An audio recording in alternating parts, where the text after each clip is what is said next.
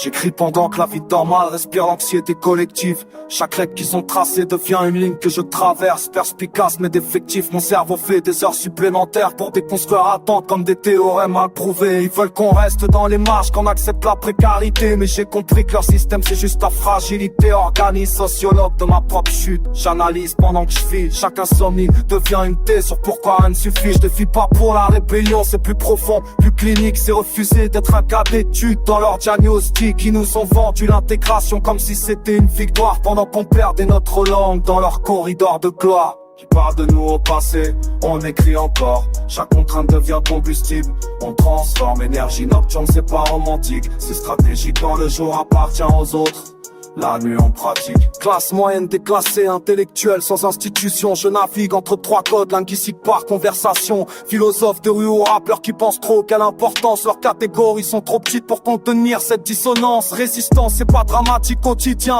c'est banal, c'est continuer malgré la dysthymie et les pensées en spirale. J'ai appris à fonctionner défectueux, à performer cassé. Leur perfection c'est de la propagande pour nous garder fascinés. Les attentes sont des cages psychologiques bien construites. J'en sors pas en les brisant, je les rends obsolète parce que je produis.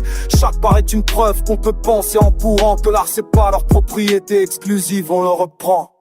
Urbain et érythrée, faillible mais précis. La nuit amplifie, ce jour interdit.